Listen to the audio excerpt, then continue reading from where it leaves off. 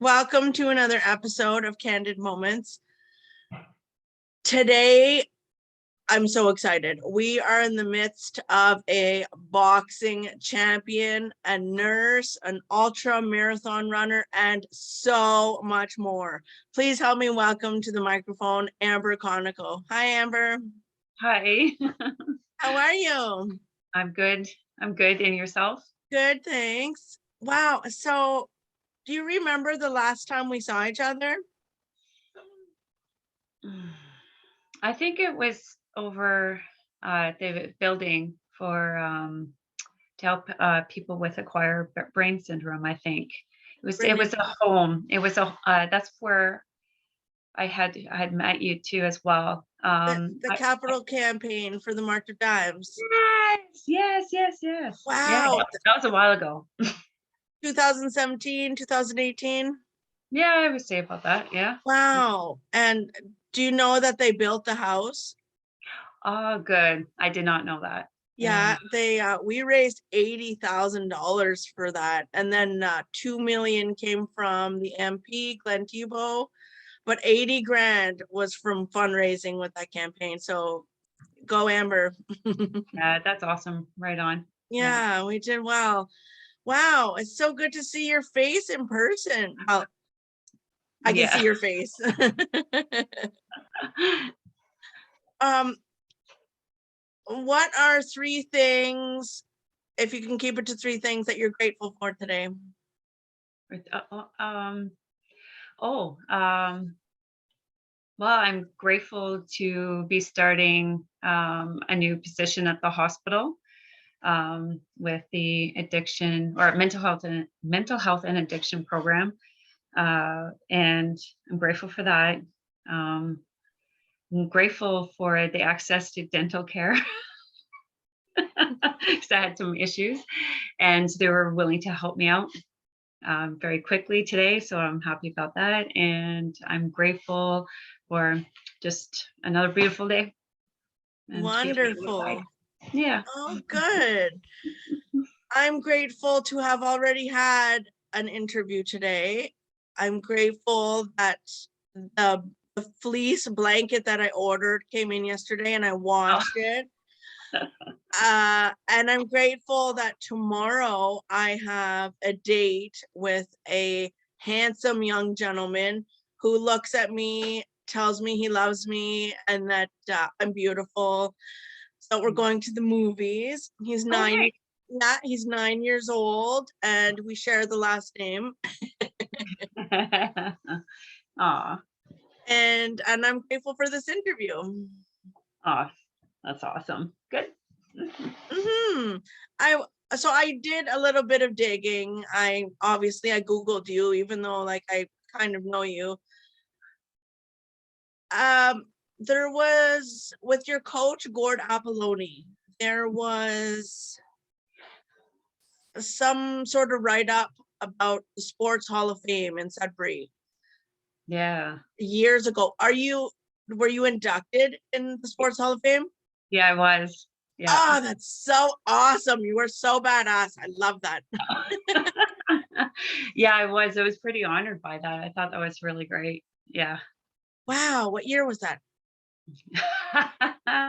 I was still going up to Attawapskat, so it could have been 2018. I think it was 2018. Yeah, Okay, wow, May of 2018. Yeah. cool. So are you still boxing? I know you're doing other things now, but are you still boxing? I am retired from it. However, last year, uh, Gord had contacted me, and I did go to back to the gym and did some sparring with some of the boxers, off and on, and also been doing like a weekly group run on the weekends, like going on the trails. We would do that Saturday morning. So when I was able to come back home from working in Attawapskat, I would do that. So I'm hoping to continue doing that again quite soon. Oh, good. Uh, You were one of the like is boxing for women in the Olympics?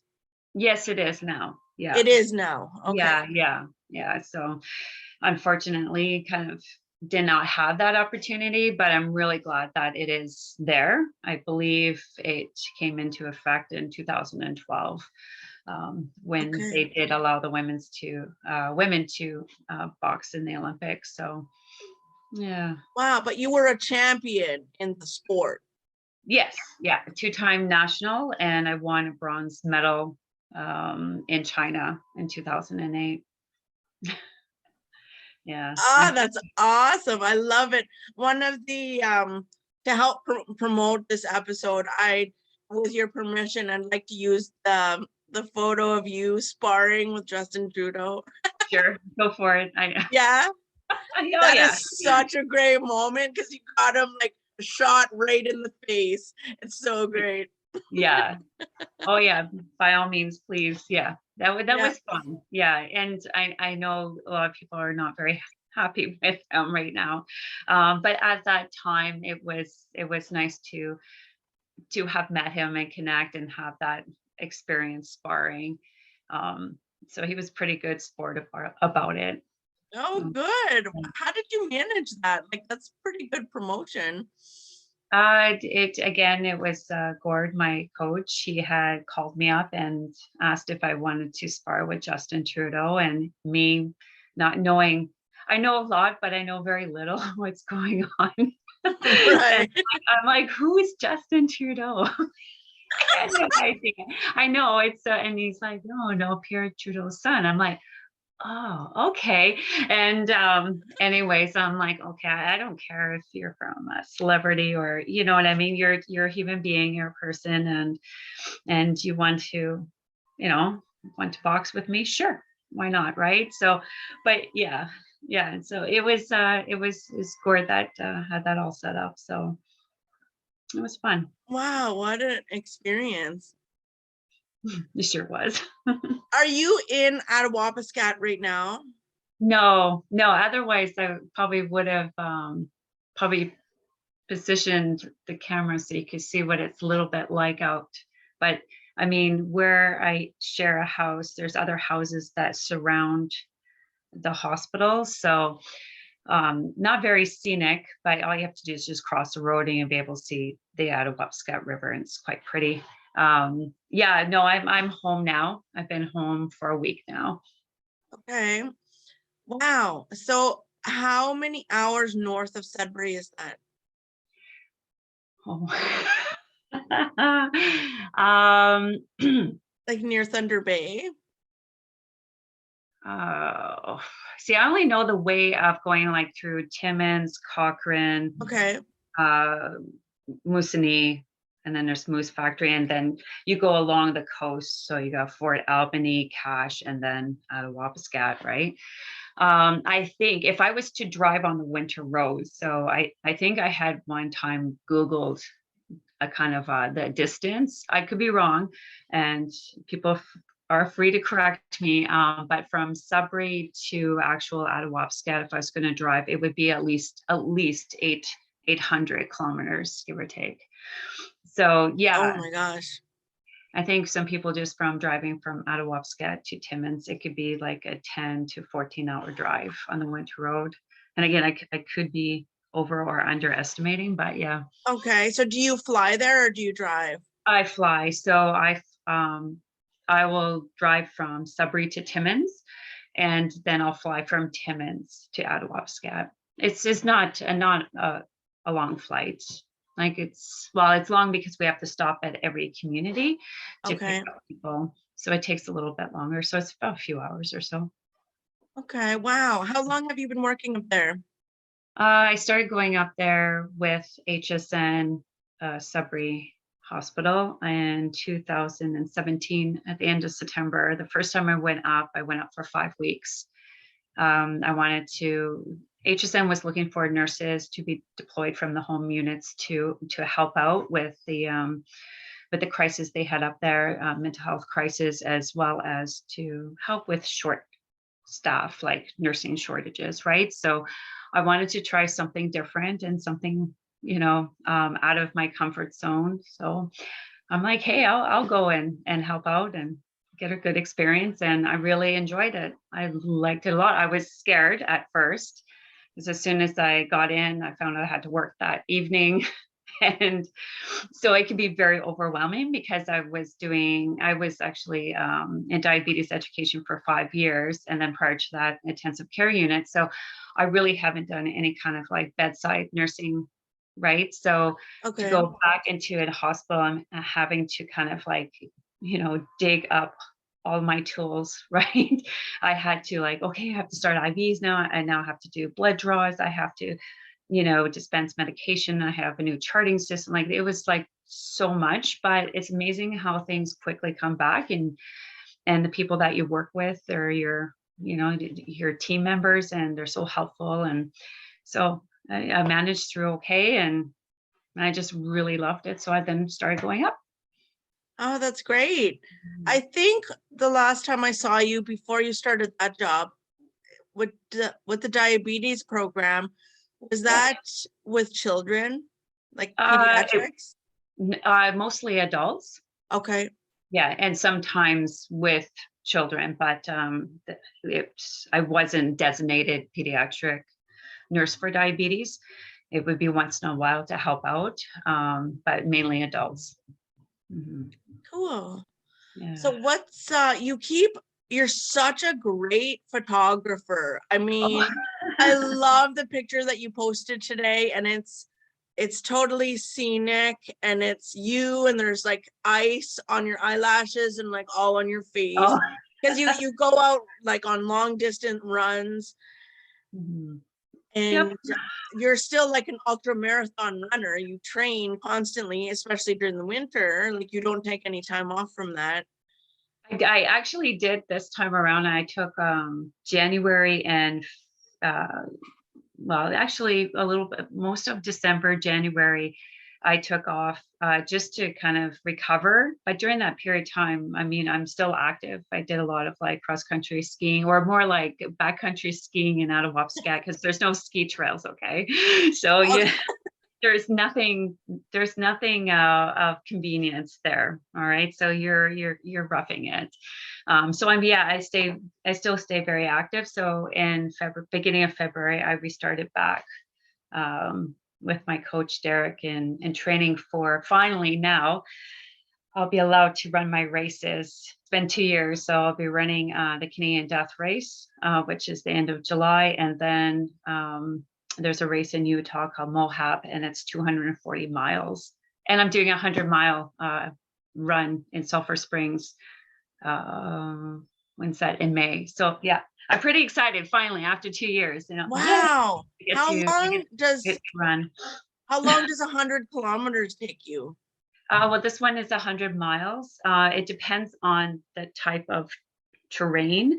If I mean, the best time that I've done in 100 miles was 25 and a half hours. And sometimes I needed, in some races where I've done 100 miles, I needed almost the whole entire time. So say it's 30 hours. So I So is just that nonstop or you take breaks? So I run, hike, run, hike. I keep moving. When I do 100 miles, I don't really sleep. I just keep going. 200 miles, a little different story. But 100 miles, I don't sleep. I just keep moving. Yeah, Oh my I God. don't stop. Oh my gosh. Yeah. Wow. How old were you when you started running? So I basically started to run when I joined up boxing, and that was at 27, 28. So um, if I wanted to go into competitive boxing, it was important to start running because it helps with, the heart, the lungs. It helps you aerobically wise, right? So they were shorter Endurance. distance. Yeah, it's a shorter distance, right? Because it's more geared to boxing, and that's how I started running. And after I retired from boxing, then it was my husband that introduced me to these ultra marathons, these crazy races up in the mountains or in the desert or whatever. And I was like, well, why not try it out, right? So we did a 125-kilometer run. like the first one was Canadian Death Race, and we did that. I did that with my husband Joe and my friend Steve, and we did that. And I did about 60 kilometers of that, and my feet hurt so bad. I mean, a lot of lessons learned. So, but I was hooked on it and just started doing these races. Wow. I remember at It one was of the campaign meetings, you were wearing shorts because it was summer, and there was this big gash on your leg. And I said, "What oh, happened?" You had fallen on your one of your runs, and it looked yeah, pretty bad. And for anybody who hasn't sat in beside Amber, like she's all legs, because you're pretty yes, tall, right? yeah. Yeah, I've taken some nasty run, not well, not nasty runs, but while running falls. Like, wow, my poor knees are all scarred up. Oh my gosh. How Mhm. what's the death race? That sounds like, why is it called the death race? Is it because the terrain is deathly? I would say so. It's a lot of, well, it's the race takes place in Grand Cache in Alberta. So it's mountain ranges. So there's a lot of like big ups, up the mountains, down again, right? And also too, the weather can be unpredictable. It can be really hot one year, and then they can have snow, right? So it's unpredictable in that way. And what I think makes it more more of like a death race per se is the time allowed it to complete 125K is a wee bit tight. So you really have to keep moving, and you have to have a game plan, with if you have a crew, or how much rest time you need versus what you need to eat, things like that. So because they have cutoff times for safety, right? And you have to make those times. So I guess that makes it a bit challenging for some people, instead of just saying, hey, you have 24 hours to finish this race. Well, here, yeah, you have 24 hours, but you have to finish each stage at a certain time period, right? So I think that makes it Wow. challenging as well. Yeah. Like at the half a kilometer mark, you're not allowed to call for like a helicopter because like I'm so out of shape, I wouldn't be able to make half a kilometer.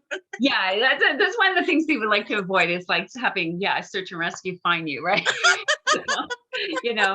So it's pretty reasonable to have time limits before each section. So My gosh. And you just go. Like, yeah, and you love it, right? Like you've been training for this. This is like your new normal. This is your, like, you get into that frame and you run. Tell me about that process. How do you prepare for a big run like that? no. So uh, preparing for something like this, and I've learned this from Gord, is that you have to train like you're actually competing or you're actually involved in that event, right? So that helps you prepare mentally. So if something happens unexpectedly, right, you can able to learn how to cope with that, and learn how to manage it. And I rather learn how to manage something when I'm not in actual competition, right? But it also trains you to actually deal with something that happens that's beyond your control, and where you can gain control of it again.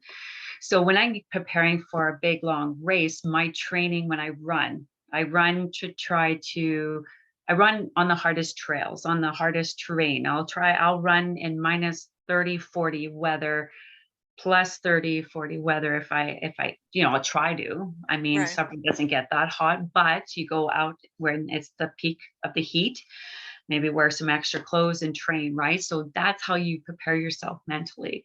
Not only that, having sort of like, well, having a game plan is really, really important. So a lot of these races are, and it's no different than when I was boxing, right? Even though I'm going in for 3 or 4, 2 or 3 minute rounds, you still have to break it down and have like a game plan of exactly what you're going to do.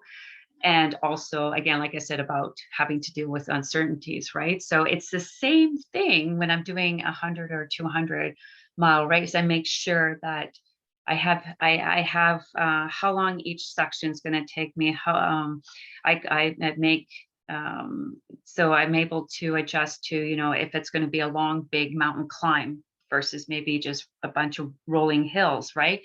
I write down what I'm going to eat, what I'm going to bring with me, how much water I need. If I need to take a dirt nap, literally take a dirt nap. I'm not going to lie, I've had to sleep in a little, little groove in the dirt for 10 minutes just so I stop hallucinating, right? Um, so you Okay. plan, yeah, so you plan for all this. And like when I did 100-mile race, I had little cue cards and I kept following my game plan and it works. I did really well. And same with the 200 miler that I did about, when did I do that? Almost 3 years ago. I had the same game plan and I was able to Wow. relay that to my team and they helped me out with that. And I So was on cue. Yeah. when you say to stop hallucinating, like legit, Oh, like, were you yeah. actually hallucinating? Yeah. Yeah. So you're so sleep deprived. So and that's I That's it's almost like you want to like kind of black out and you feel like all of a sudden you're no longer, you can't run. Your hiking is like, oh, really sloppy and really slow. So and you start feeling like you're losing your vision, right? So as soon as that happens, I just find a little area off the trail, not far, but enough that I know where I'm going, and I just kind of put my little pack as a pillow and I curl up in a little ball and go for a sleep for 10 minutes. wow. Yeah, and that You, helps a lot. Yeah, and I you do bet start seeing things too, like shadows. They look like, cartoon characters or or animals. Like the first because time sorry. no, because you're taking so much exertion for Yeah. this run. I couldn't imagine what the brain is processing. Oh my gosh. So wow. I know what it's like to, like, I don't know what it's like to run those races, but I've walked through and pushed through muscle spasms in my left leg. Have you had to push through some pain during these runs? Yes. Yes. So what's the mindset? How do you push, like, how do you push through that? I acknowledge it's there You acknowledge and it? Okay. I acknowledge it and put it aside. And I've trained myself that I know it's there, but it's not gonna become my focus. I'm not gonna put my energy towards that. I'm gonna put my energy towards what's in front of me and start and just move. Because I know it's there, but there's just no point in wasting energy on it because then you're feeding that and you're giving in to that. I mean, I've had to stop races because of like really severe like illness or infection or being really sick, and that's different. I mean, you have to think about, is it going to affect your life and Yeah. your overall health, and is it going to affect you in the long term in wanting to continue on doing these races? So, I always have that back of my mind. But if it's just, it may seem like major pain for others, but I have a very high tolerance for pain now. So if I know it's there, but I just keep going or try to fix it, in the field so I could keep Yeah. going. Yeah. So yeah, feet are the worst. Yeah, feet and muscle aches and pains and spasm. Yeah, so you have to, and I know what that is. That like for me, I know it's if my sodium or magnesium or if something's not what it's low or yeah, so I'll end up making sure that I'm taking salt tablets, like electrolytes, balancing my water. See, there's so much to consider, right? When you're running these races. I know for me, but yeah, Wow. That yeah. sounds intense. What's your favorite part about these runs? Is there a Uh, favorite? yeah, The finish there line? is, yeah, there is many. First of all, it's the scenery. I mean, the landscapes are absolutely beautiful. I mean, I've ran in Iceland, I've ran like around in Arizona, I've ran races in Nepal. It's just beautiful landscape, and you get to meet local people and see different cultures, which is really quite lovely. And you also meet people that you also is part of the race. So you have the volunteers, you have the racers, and everybody's so supportive and so so kind. And helpful. It's so nice too. Sometimes you don't see anybody at all. Like some of these races, I could be out for 16 to 20, miles, and I haven't seen a soul. And when you get to an aid station, it's so nice when you see a person and they're cheering you on, and that helps because you do get low points during these races, and you're like, why am I doing this? I could pay someone to hurt me. Like, why am I doing this? And it does get lonely, and you really have to not give in to that, because you can make your mind shut you down. So you try to keep motivated and keep moving through all the fatigue, the hurt, the hunger. But when you get to that aid station and you see those people smiling at you and say, hey, good job, you're doing it, you're almost there, that really helps. You're like, oh, Wow. this is great. Yeah, An that helps a aid lot. an aid station, is that health station? Yeah, so they all have like water, snacks, meals. Yeah. Oh, Yeah, nice. and if you need some foot care, they'll help you with that. Me being a nurse, I usually do my own foot care, so Woman who does it all. yeah. So, but yeah, those are a few of my favorite things. And of course, the satisfaction of being able to finish it and just hear everybody's cheering you on, and it's such a nice feeling of accomplishment. And even if you don't finish it, yeah, it can be disappointing, but you look at the journey that brought you there, and also while you are participating in this race, it feels pretty good. So anybody that has done a 50 miler or 50 or 100 mile or 200 miles, I mean, if you finished or not, I think that's a huge accomplishment. I mean, just to train for it and just to be there to attempt it says a lot. That is amazing. My Yeah. gosh. So a big race, like 100 or 200 kilometer race. How many contestants? How many runners are there? Oh, geez. I don't even know how to. Um. More than 10, 20? Oh, yeah, definitely. Some races there could be 50, 100. Oh, wow. Maybe more. It just depends on the popularity or the location, I would think. Yeah. I never Oh, really paid much attention. I know when I did the 200-mile race in Tahoe Lake, there was a lot of people. There was tons of people. There could have been at least over maybe close to maybe 200, give or take. wow. I could be wrong. I mean, I'm sure somebody will could correct me. That must be It just like seemed like a lot of is it people. a To me, it seemed wide like a lot. trail for that many people? So these trails, they could be single track, double tracked. Sometimes they're also on like dirt roads, and some areas are wide, but then certain areas get narrow. Some of them are not even trails; they're just places that you need to navigate through. Like they'll have little markers, right? They're not really trails; they could be just all rocks or hills or mountains, and you kind of have to navigate through that.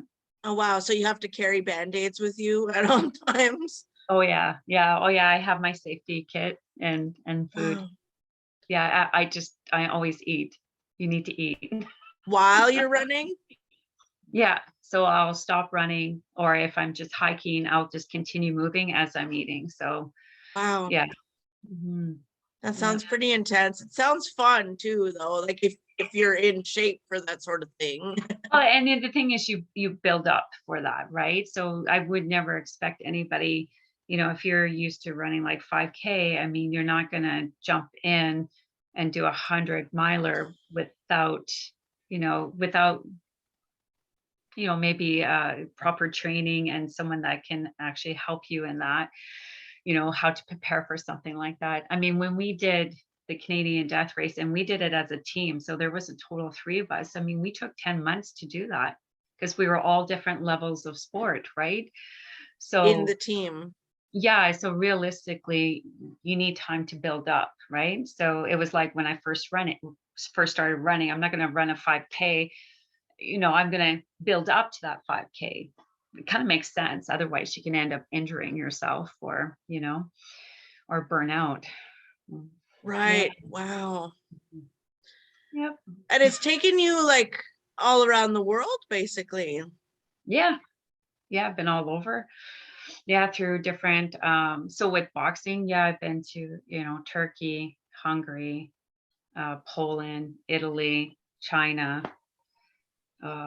With the running, I've been to Iceland, Nepal, um, oh my God, a lot in the States, a lot in Canada. Oh my God, it's almost like I've been everywhere.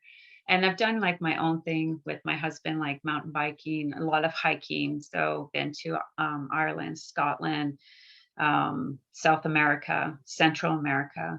It's Wow. And yeah, you take such great photos on your journeys. yes, thank you. It's a nice way to keep like a journal of where I was and what we did. So, and we're always just active. So, always moving, always eating, and always smelly. So, yeah, that's my adventures. That is so great. Well, I guess that's what champions are made of, right? Yeah, we're a bunch of smelly people. Oh my goodness. Yeah. So, Well, like, because you're always in the wilderness, so it's not really, easy to like you can't just take a shower. So you got baby wipes. Yep. oh, wow. The life of a runner. Yep. Yep. What is next for Amber? So, like I mentioned before, I'm glad that some of the COVID restrictions for traveling is finally lifted. So I do Mhm. have a 100-mile race. It's called Sulphur Springs 100 mile, and that's down south. That's in May. And at the end of July is the Canadian Death Race, 125K. In October is Moab 240 miles. Yeah, and that's How in many Utah. kilometers?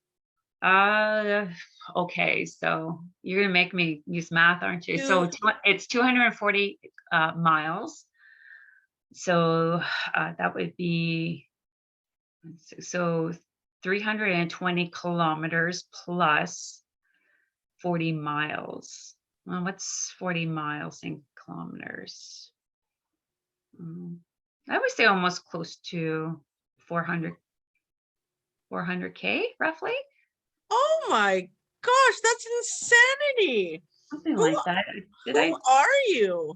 I know. I don't know. I don't know. I just gotta try it out, right? So I just, That's amazing. yeah, And yeah, that's in you. That one is in Utah yeah, yeah. in October. Yeah. Wow. So So you basically have your year planned out for running. this was supposed to happen 2 years ago. So it's been kept being pushed back.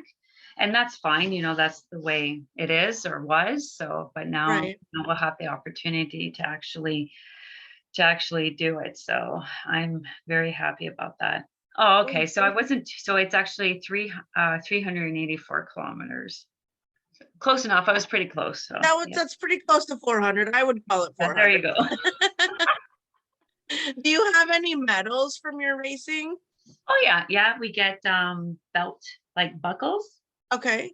races. Yeah. Yeah. And some other races you do get like, a medal like you would in boxing. So I have a lot of them, but I have to find an area to like post them and have them hanging up. I got so many of them. It's ridiculous. Oh wow. You need like something to showcase it. Yeah, yeah, and like or like to hang them up. So yeah, because a lot of them are quite pretty. Mhm. Yeah. Yeah, I think I have. Well, there's one that I did. So it was it's one of oh, it was like during COVID they had a lot of virtual races. So Okay. I did 100 miles in a few days. So what they did is this is just an example. It's cat hair. So it's like a little belt buckle. You see that? Simply run. Cool. Yeah. Yeah. And so yeah, and it just fits around your waist. So that's what usually when you do 100 miles or 200 miles, they give you belt buckles so you can wear them, which is kind of neat. Oh, that is so cool. Yeah. Wow. Yeah. So you have quite a few races planned for this year, Yep. and Yeah. you so on your off days when you're not taking care of people at the hospital, you're running? Yeah. Yeah. So I do have a schedule, and even on my work days, well, it's nice now because it'll be 8-hour shifts, which is great. So it's easier to train in the morning or after work. When I do 12-hour day shift, usually I just don't train. But I will train when I do have to work. If I don't, yeah, I go out running. Yeah, so I use my treadmill or I go outside. In the winter, it's snowshoe running or find a trail and run through that. So I think that's Snowshoe it. Yeah, yeah, snowshoe snowshoe running? running. Yeah. Yeah. Okay. So it's a smaller pair of snowshoes, and you put them on, slip them on your running shoes, and you go on the trails.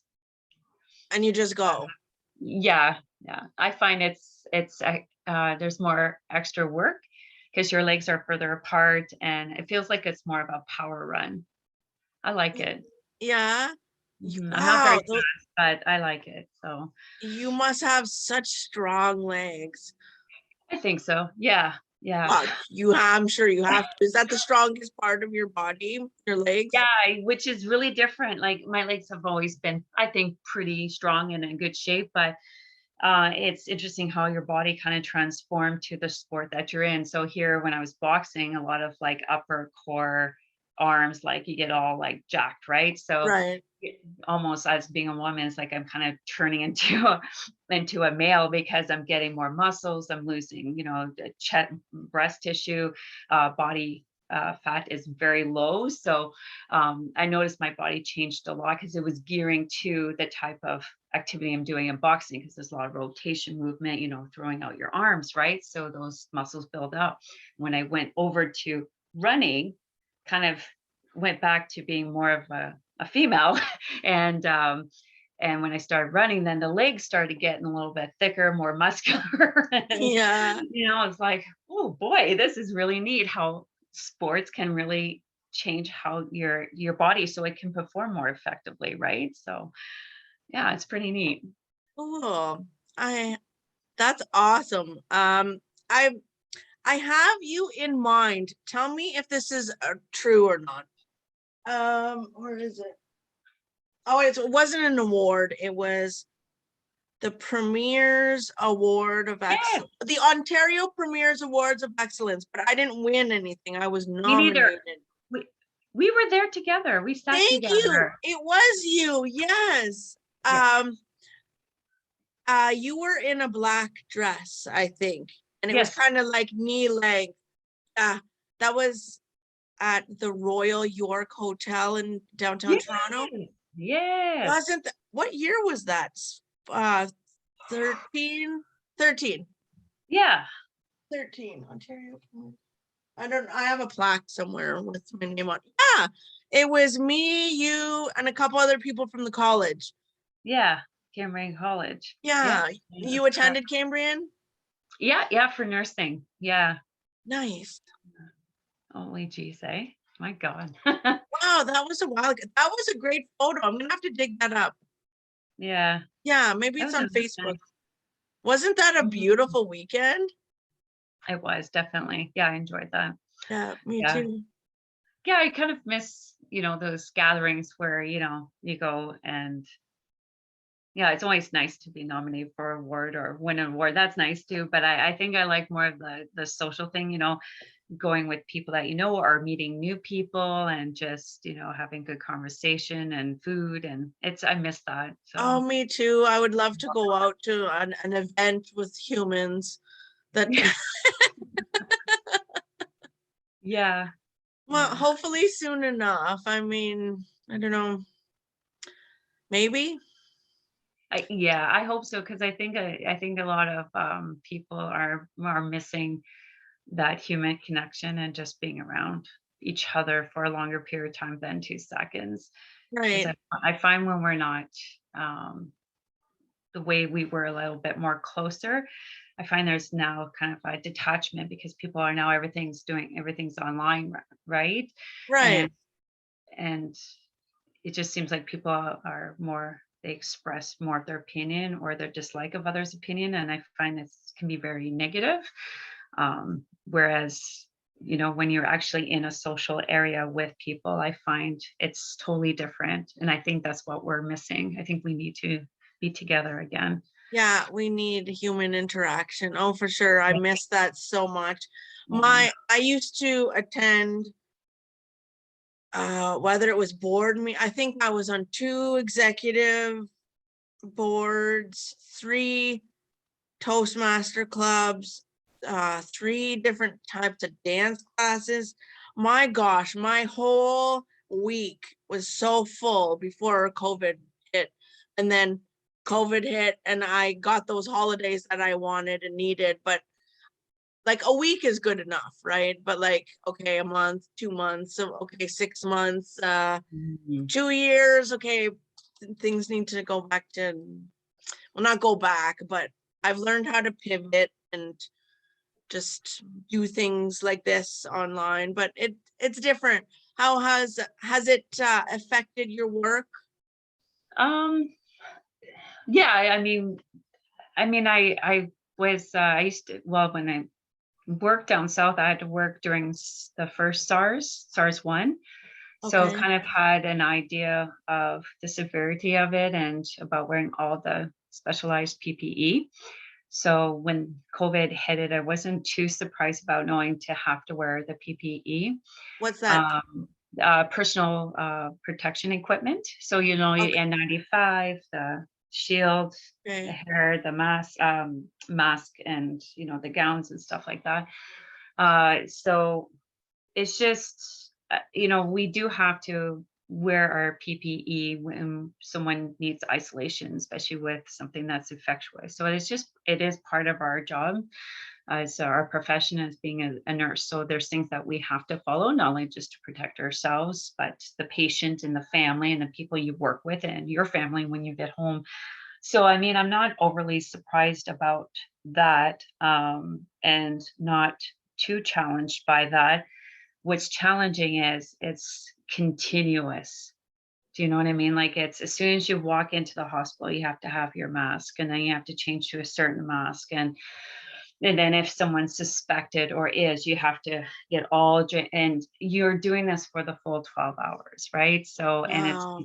so you can imagine doing this, now going on 2 years, and if not longer. So it gets, you're almost like, I just don't want to do this anymore. It's But it's you have to. So it just gets, I don't know, just tiresome, right?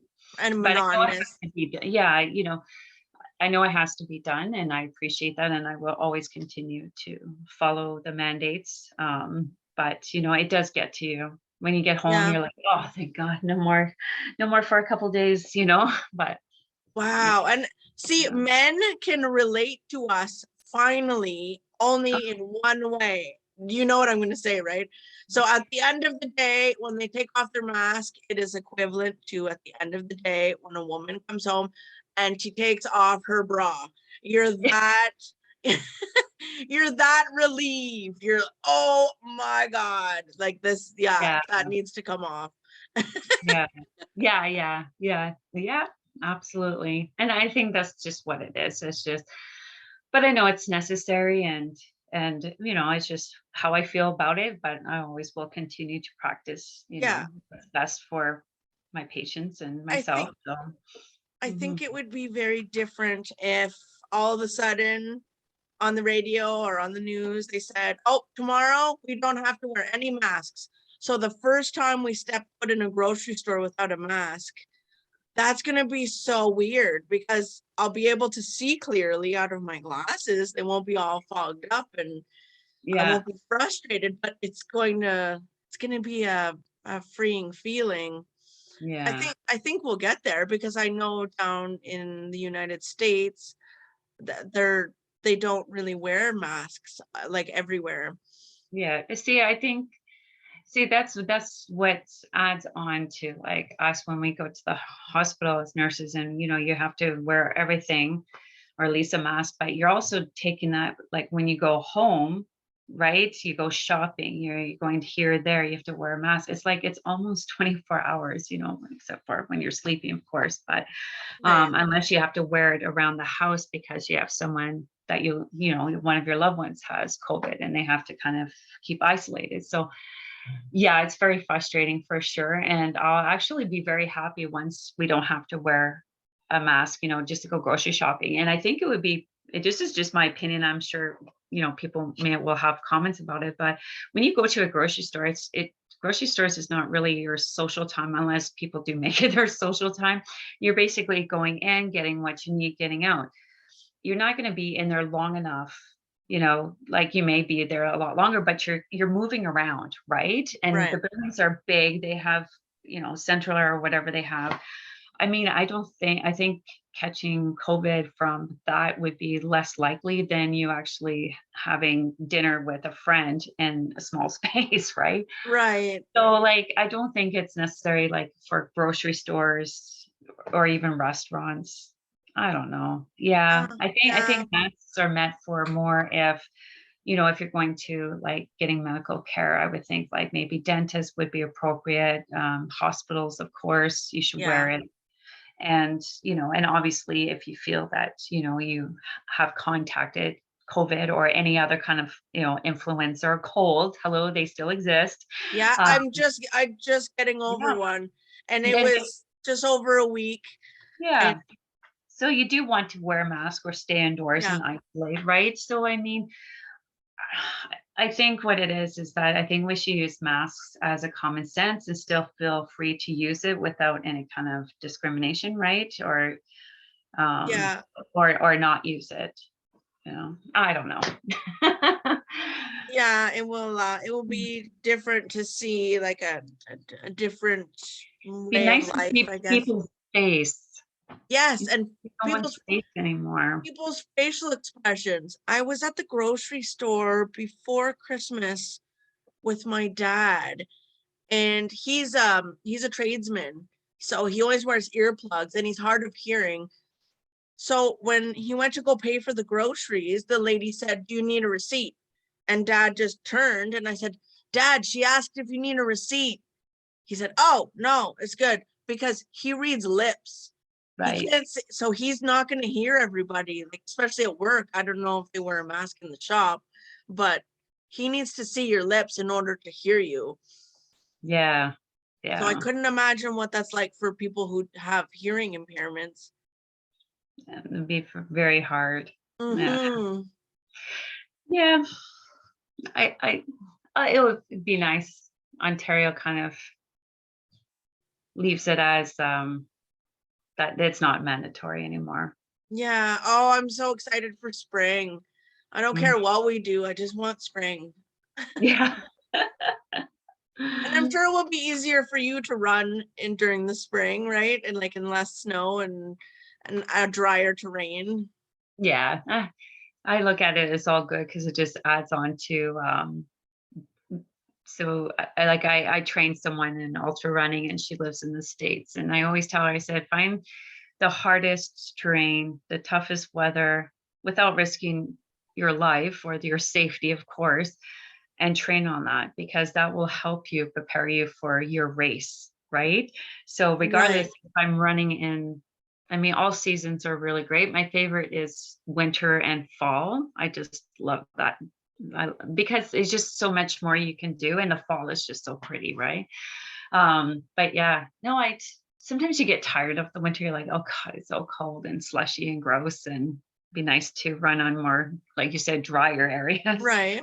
But it's all equally good. It's nice, like after this, I'm gonna go skiing and Oh, take it that's great. easy and go for a run tomorrow. And That's yeah, great. What's that quote? Smooth seas don't make great sailors, that's right. Yeah, right? Because you're yeah, talking, so a smooth path doesn't make a great runner. yeah, that's right. You know, Mm. I rather go on the hardest terrain. And sometimes, like I will get like a little bit, um, emotionally feel down about certain things because I'd be like, oh, why I'm running so slow, I'm not fast. And, and this is, look at, everybody's faster than me, whatever. But then I look at, well, look where I'm training. I'm in Attawapskat. I'm running on a winter road that's made up of a river and ice and snow. I'm running on a snowmobile trail. The snow is deep. Yeah, it's windy. It's like minus 40. Okay. It's okay.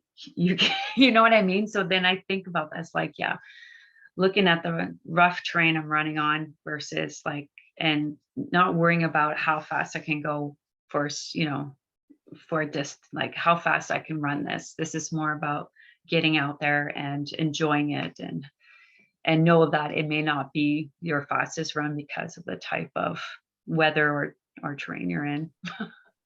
Wow, but it definitely makes for a great runner. Yeah, I think so. Yeah, I think I'm pretty good. I'm Yeah. all- yeah.